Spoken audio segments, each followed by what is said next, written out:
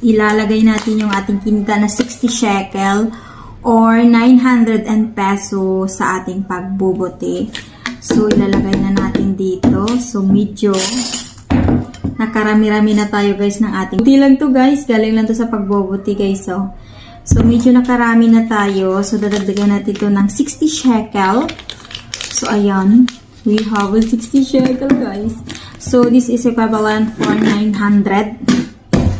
Ayan. So, 10. So, mayroon tayong 60. Ilagay natin dito 60.